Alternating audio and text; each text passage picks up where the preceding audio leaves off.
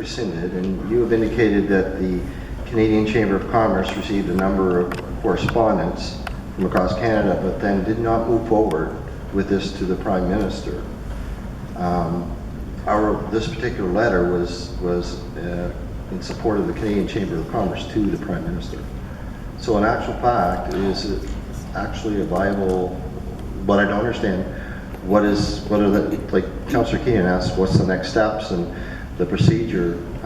Is it actually a real letter at that point? Well, fortunately or unfortunately, we look at it, we don't deal with this all that very often, so this is like almost new ground. So my question is, or I guess that's to be debated in the council's wishes. So if we send the letter and we debate it and we decide to send the letter, is going to back to the Canadian Chamber of Commerce to the Prime Minister, but even the Canadian Chamber of Commerce is not endorsing it forward. We could rescind, and my interpretation... I just have a dilemma. My interpretation is that we can rescind the letter, but I think what Dan is saying is that his decision was based on something that he doesn't mind doing out here, and it's a matter of, you want to vote on the pipeline, then the people that supported it back there support it out here. As far as redoing a letter and sending it, there's no campaign. The Chamber of Commerce would get that letter and they say, oh, that was 3 months ago. We ended this. We didn't do it anymore. So you could send it to the local Chamber of Commerce, who is acting on our behalf with Ignite, who's been doing what they're doing. But Greg, John, and Mike. I just want to reiterate, Your Worship, that the item on the floor that we're debating is whether the letter is in order or not. And that's it.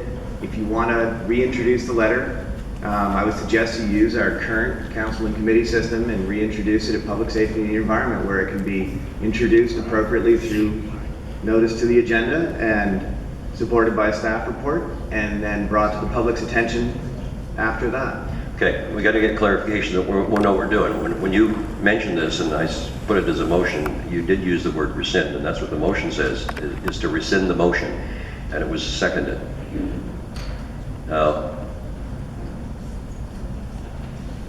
Well, to be clear, I was rescinding the motion because it violated bylaw 814 sub 5. Yep. Not for any of the information that's currently in front of me, because that doesn't say why.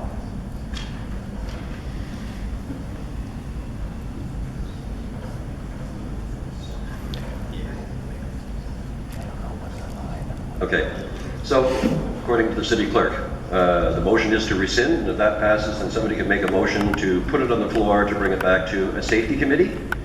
Or, if you want to be as bold as you can, vote on it tonight. It's the pipeline or not.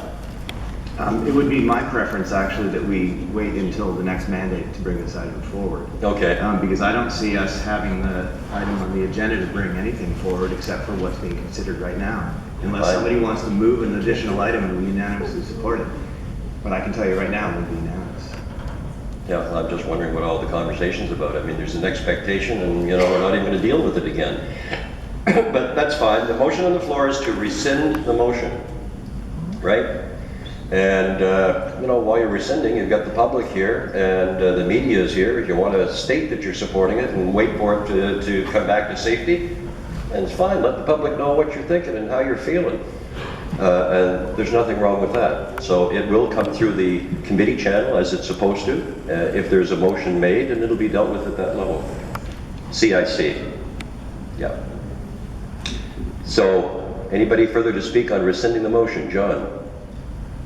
Thank you, Your Worship. I guess, from a clarification point of view, look, I think there are merits about having it in on this council since we started it in terms of having that conversation.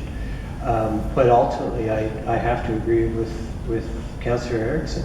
I think that from a process point of view, I actually kind of wonder, do we even need to rescind it? I mean, is it a valid letter? I know it's a letter. I know it's a real letter. It's a physical form. But under the processes in the bylaw, is it a real letter or just a ghost letter? My feeling is we vote on the appropriateness, and I guess in the words of Councillor Erickson, it's to rescind it, but it's really about the appropriateness of the process that this happened. And that vote will acknowledge, I guess, that the process was not appropriate. And then from there, I guess it's a matter of what the proper procedure is to go forward. If it means going back to public safety and the environment, then that's the appropriate means for it. Or if it has to come back to CIC. But I think right now the motion on the table has less to do about the content of the letter, about council support on the letter, but to do with the letter itself and the process in which it was born. And that's what I would like to have this vote on. All right, just to be the accommodating chair that I am, with the permission of the seconder, if you want to withdraw, Greg, and let John make the motion to what he said, so we're all voting on exactly what you want. Your worship, he just reiterated what I said, so I would formally call the question. Councillor O'Brien first. I recognize Jim, and Councillor McConaughey. Thank you, Worship. I'm not going to repeat some of the debate here tonight, but to me it's clear. I mean, we had a process error. The letter, I did have the letter amended, but council agreed back then to include the clauses about the NEB regulations, and to me that includes, well, everything that it implies, including obligations to First Nations treaty rights. But having said that, the motion is pretty clear to me here tonight. It's to rescind the letter. And the letter was originally debated at a request of the Canadian Chamber of Commerce through the local Chamber of Commerce. And they didn't send the letter, so to me that's moot right now. So their request is moot, it's gone, it's vaporized at this time. That doesn't mean that people may not support a pipeline project, but that to me is for debate for another council, for another group to come forward, or council, as we say, to bring through an agenda item through the proper standing committee to say that this is something that a councillor wants to debate and bring forward. But to me right now it's moot, it's vaporized. The letter in physical form or e-form should be rescinded and the process terminated for the time being. And this is a procedural question, so according to what you're saying, I'm trying to think of what Dan is saying. So if he votes against the motion to, or if he votes in favor of the motion to rescind, he really doesn't get an opportunity to take it to that. He stated his position as I have, and you know. Okay, Councillor McConaughey. Thank you, Worship. Well, yeah, I mean, at a later date, which I'm not going to take part in, maybe, I mean, you could have a declaration day of where you are on this issue, and you know, hang it high on the bell tower. Boy, this is like a drama and a comedy and a tragedy all wrapped into one. I mean, the drama is, you know, there were several people made mistakes. Obviously, you know, it was introduced by you, talked by the city administrator acting, and the clerk. You know, I don't know what people had to do with it, but you know, somewhere we got it all there, and then I mean, it's a failure of, you know, the 12 of us not to sort of pick up and say, hey, look, we shouldn't vote on this here. I mean, so I'm disappointed in myself that way, I can honestly say. But it's kind of a comedy in the sense that really the letter didn't go anywhere, which is kind of hilarious in itself. Such a big issue becomes nothing. And then it's a tragedy in some ways because we're left with people who think that we do all this stuff behind closed doors and we make all these decisions, and we try to hide it from the public, which is so far from the truth. I mean, virtually everything that comes up is justified why it's in the closed session when it's on the agenda. It is truly just those things that sort of just pop up at the last minute, and it could be a discussion on just somebody says, you know, I met with the deputy premier or something like that, and but hardly anything doesn't go through that test, you know, and this is just one of those exceptions that happened, and we should have caught it, and we didn't. So it's tragic that it would lead to people being undermining their faith in us because of a rare occasion. So look, why wouldn't you rescind it in a sense, and then just reboot the process, right? You know, You rescind it and never happened, and then you have the next council figure out where they are on this. And maybe that helps ignite, maybe it doesn't, whatever, you know, but quite frankly, let's for the rest of you decide at some later point. So I'm in favor of rescinding. Thank you, Councillor Hicks, Councillor Chase, and Councillor Keenan. Thank you, Your Worship. It's unfortunate the way this played out, and I'll certainly take my responsibility, and I'm not looking at pointing any fingers. It was a closed door, it wasn't a locked door meeting, so I certainly could have left. What's unfortunate is we're not having the real conversation that we need to have as New Brunswickers in regards to this pipeline. We need jobs. Dan told the story about his 2 daughters. I have 2 daughters, and I'm sure if things don't change, I'll be doing the same thing in a few years. And we need, as a council, to have this conversation at some point. We are the closest elected officials to the people. They're our neighbors, our friends. We see them every day.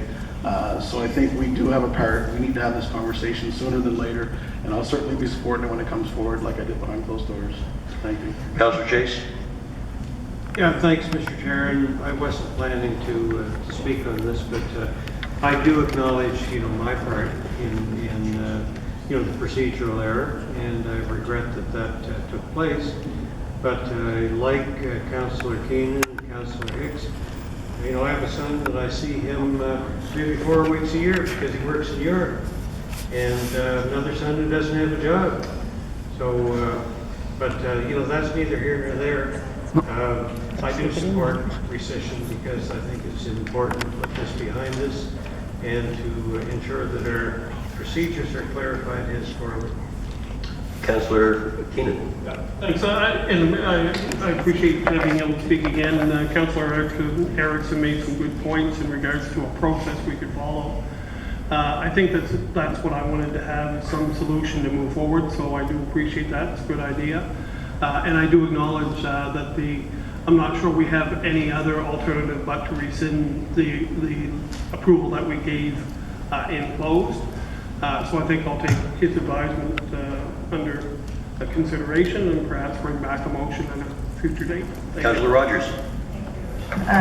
Clearly rescinding for the procedural reasons that Councillor Erickson outlined and that others have supported is the route that we have to take. I also think to have this discussion in an informed way through the proper committee system where evidence is presented to us from staff and where we also have the opportunity to seek out our own evidence is also the proper way to go. I think if we had a discussion prematurely on this issue, too much emotion would take over as opposed to looking at some of the hard facts that need to be considered. So I supported going through the committee system. And I think I'd like to add to sort of end on a somewhat positive note. I too have 2 daughters. God willing, if they choose, they'll have an opportunity to stay here. And my heart goes out. Like truly, my heart goes out because I'm looking ahead 5 to 10 years and thinking, oh my gosh, am I going to be putting my daughter on a plane? Am I going to be putting another daughter, packing another daughter up? And if they want to stay, I want there to be opportunities. But I have faith in some of the other things that this council is doing and that some of our partners are doing in the economic development sector and in the university sector and in the arts and culture sector, in the many, many sectors that our city is promoting. I have faith that some of those efforts are going to come to fruition and that there are going to be lots of opportunities for our children. I don't think we don't need to hang our hat on one. Perhaps one will be an option. I will be very interested in engaging in that discussion through the proper mechanism, but one thing that will always be top of mind for me is that we're growing lots of opportunities here. We've done some amazing things here at this council over the last 4 years to put into motion a really viable knowledge sector, and more than viable, an exciting knowledge sector. We're making investments in a lot of our different sectors because we see the opportunities there. And so I have faith that they're going to come to fruition as well. So I guess I felt to need it was getting kind of depressed, guys, over here.